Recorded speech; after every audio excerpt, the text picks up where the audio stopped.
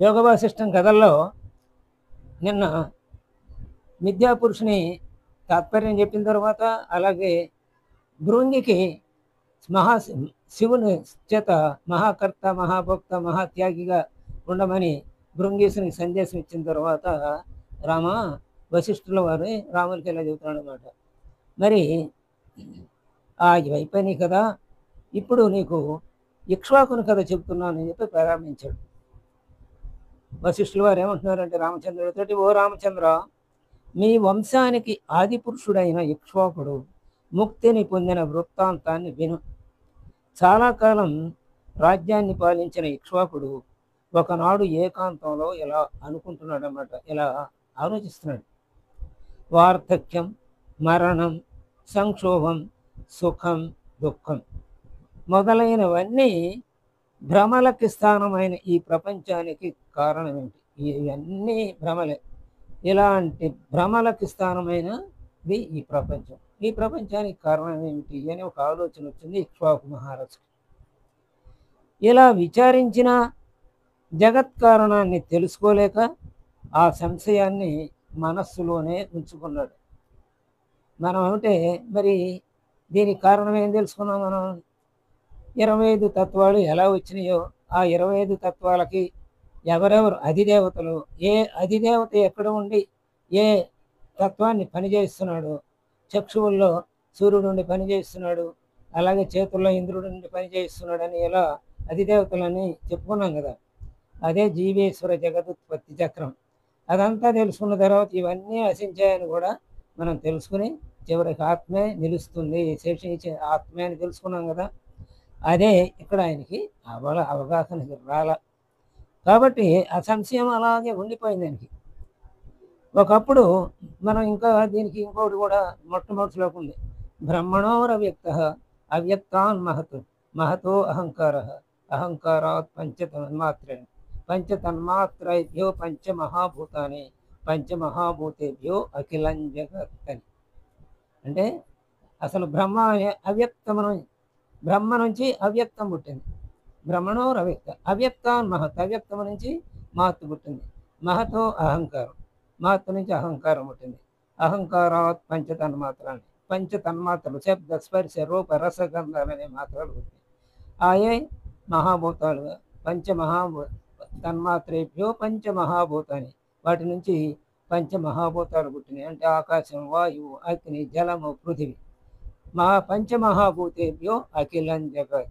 ఈ పంచమహాభూతాల నుంచే ఈ జగత్తంతా ఉద్భవించింది.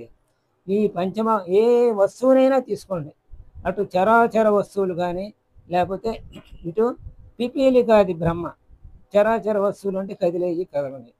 పిపీలికాది బ్రహ్మ పర్యంతం అంటే చీమ నుంచి బ్రహ్మ వరకు. అంటే చీమ మనకు కనపడే వాటిలో అది చిన్నది కదా, అందుకని దాన్ని తీసుకున్నాం. చలించే జీవుల్లో పెద్దవాడు బ్రహ్మ అనుకుని పిపీలికాది బ్రహ్మ పర్యంతం. వీటిల్లో దేనికి తీసుకున్నా ఏదో ఒక పాడల్లో ఈ 5 భూతాలు అంటే ఆకాశ, వాయు, అగ్ని, జల, పృథ్వీ, ఈ భూతాల సమ్మేళనమే ఈ అన్ని జీవుల యొక్క ఉనికి అని మనం తెలుసుకున్నాం. కాబట్టి అలాంటి పంచభూతాత్మకమైనటువంటిది ఈ శరీరం, ప్రపంచం అనుకుంటున్నారు. అది ఇలాంటి ప్రపంచానికి మరి ఇదంతా కూడా మళ్ళీ ఆ భ్రమతో కూడినటువంటిదే. ఆత్మస్థితికి వచ్చామంటే ఇదంతా కూడా కళలో కనపడిన కళ ఈ సమయంలో నిజమని భావించి కళ నుంచి మెలకువ రాగానే అదంతా ఎలా ఒట్టిదని మనం భ్రమిస్తాము. అలాగే ఆత్మ స్థితికి వచ్చిన తర్వాత ఈ ప్రపంచం, పంచభూతాత్మకమైన ఈ ప్రపంచం కూడా మొత్తం అంతా మనకి భ్రమే అని అవగతమవుతుంది మనకి. లైటే అలా ఈ భ్రమలకి స్థానమైన ప్రపంచానికి కారణం ఏమిటి అనేది పాపం తెలుసుకోలేకపోయాడు. అప్పుడు అలా ఉండిపోయింది ఆయన మనసులో ఆ సందేహం. ఒకప్పుడు బ్రహ్మలోకం నుండి వచ్చిన తన తండ్రి మను ప్రజాపతి ఈ విషయంపై ప్రశ్న. మను అనేవాడు కూడా ఒక ప్రజాపతి. మనకి 14 మంది మనువులు ఉన్నారు కదా. ఇప్పుడు వైవస్వత మన్వంతరం చదువుకుంటాం మనం, ఇది మన సంకల్పంలో పూజ చేసేటప్పుడు. ఇప్పుడు వైవస్వత మనువు యొక్క పరిపాలన సాగుతుందన్నమాట ఈ విషయంలో. మరి ఇప్పుడు మన దేశంలో ప్రధానమంత్రి అయినటువంటి మోడీ గారి చేత ఇప్పుడు పరిపాలన ఎలా సాగుతుందో అలా అన్నమాట. అంటే ఈ మోడీ గారు మళ్ళీ 5 ఏళ్ల తర్వాత మళ్ళీ ఎన్నుకోవాలి కదా ఆయన్ని. ఎన్నుకుంటే అప్పుడు మళ్ళీ అవుతాడు. లేకపోతే ఇంకొకళ్ళు వస్తారు. ఆయన కాకపోతే ఇంకొకళ్ళు. అలా ఇప్పుడు ఈ మనువుల్లో ఇప్పుడు వైవస్వత మన్వంతుడు. కానీ ఈయన తండ్రి ఎవరంటే మను ప్రజాపతి అన్నారు. ఆయన వచ్చాడు అక్కడి నుంచి ఒకసారి బ్రహ్మలోకం నుండి. అంటే తన తండ్రి అయినటువంటి మను ప్రజాపతి వస్తే ఆయన అడిగాడనమాట. ఇక్ష్వాకు ఏమని అడుగుతున్నాడంటే, కరుణానిధివైన ఓ దేవా, నీ కృపయే నన్ను ఈ విధంగా ప్రశ్నించటానికి అనుమతిస్తోంది. అంటే పెద్దల అనుగ్రహం ఉంటేనే మనం వాడు కోపంగా చూశారనుకోండి ఏది అడగలేం. వాళ్ళు ప్రసన్నంగా చూశారనుకోండి వాళ్ళతో కాసేపు మాట్లాడగలం. కాబట్టి ఓ దేవా, నీ కృపయే నన్ను ఈ విధంగా ప్రశ్నించటానికి అనుమతిస్తోంది. ఈ సృష్టి ఎక్కడ నుండి వస్తుంది? దీని స్వరూపం ఏమిటి? దీని పరిణామం ఎంత? ఎప్పుడు ఎవడు దీనిని నిర్మించాడు? విశాలమైన వల నుండి పక్షిలాగా ఈ భయంకరమైన సంసార విభ్రమం నుండి ఎలా విముక్తి పొందగలను అన్నాడు.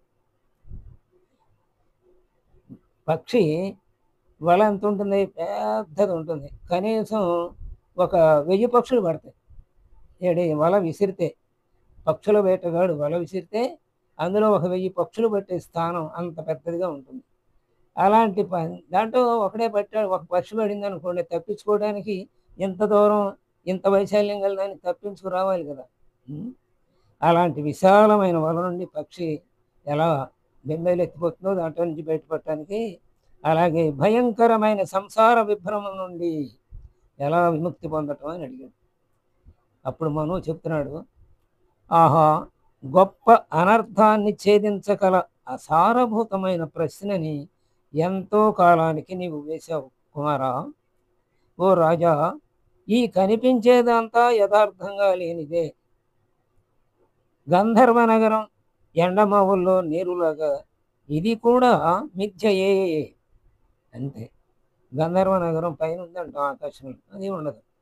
అలాగే ఎడారిలో నీరు ఉండదు, ఎండమావుల్లో నీరు ఉండదు.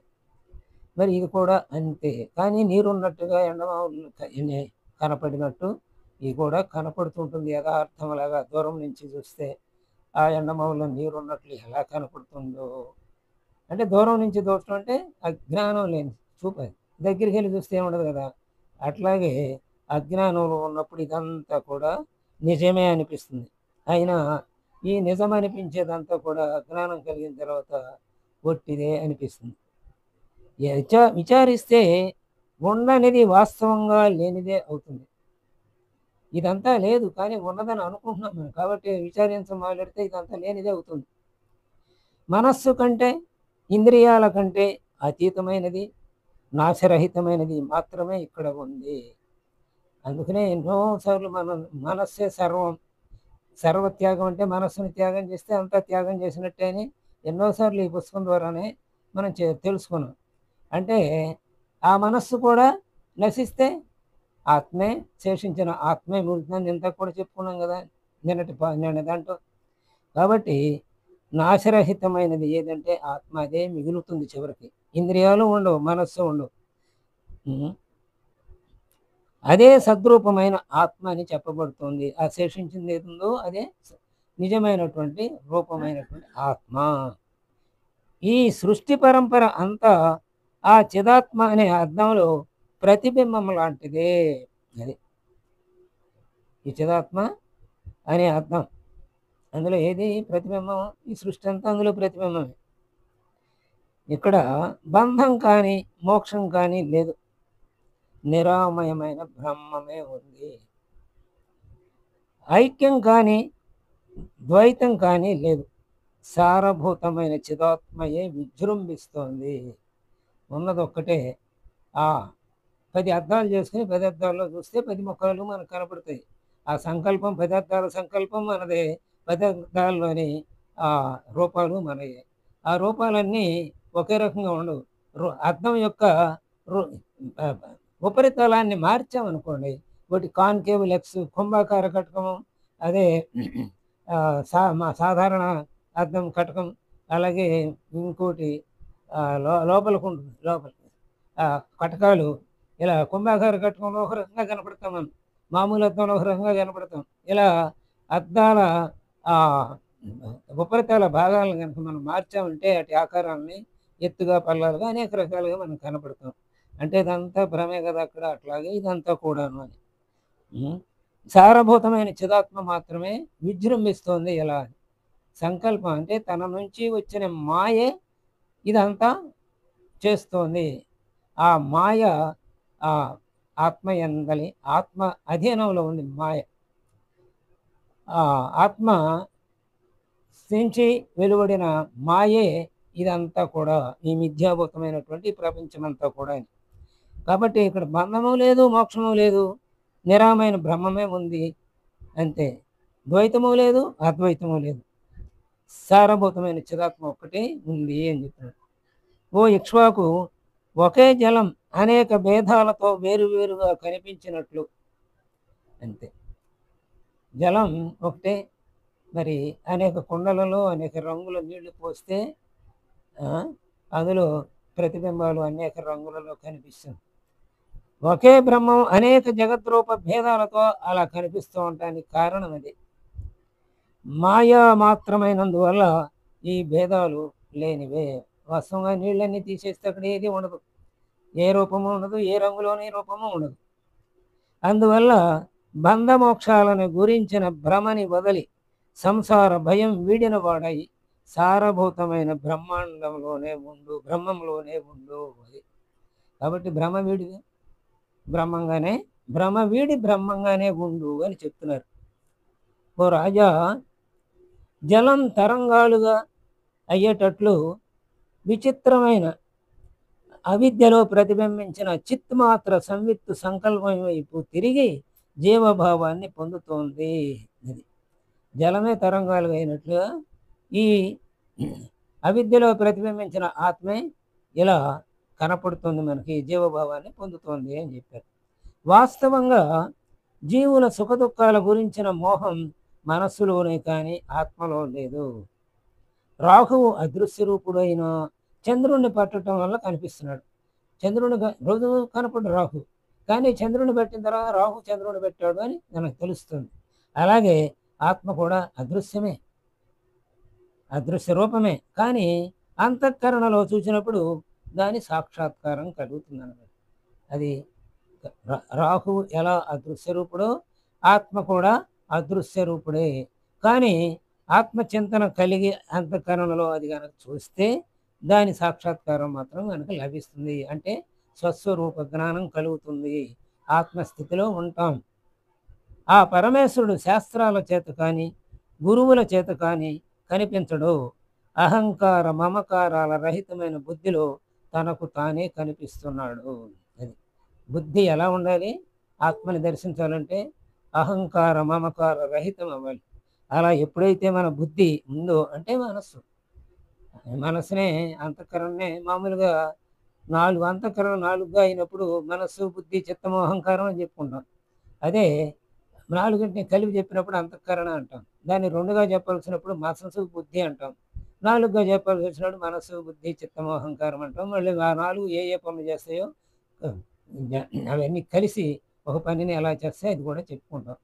కాబట్టి పరమేశ్వరుడు ఎలా లభిస్తాడంటే శాస్త్రాల చేత లభించడు, గురువుల చేత లభించడు. అయితే మరి శాస్త్రాలు ఎందుకు, గురువులు ఎందుకు అంటే అవగాహన కోసం. ఆ తర్వాత సాధన మనం చేసుకోవాల్సిందే. సాధన చేసుకోవడానికి మార్గాలు అవి చూపిస్తాయి. శాస్త్రాలు చెప్తే అలాగే గురువు చూపిస్తాడు. ఆ గురువు చూపించిన మార్గంలో మనం నడిస్తే మనం స్వయంగా ఆ అనుభూతిని పొందుతాం, ఆత్మానుభూతిని. కాబట్టి మనం ఇలా చెప్పి మిగతాది ఇంకా చెప్పబోయేది రేపు తెలుసుకుందాం. స్వస్తి.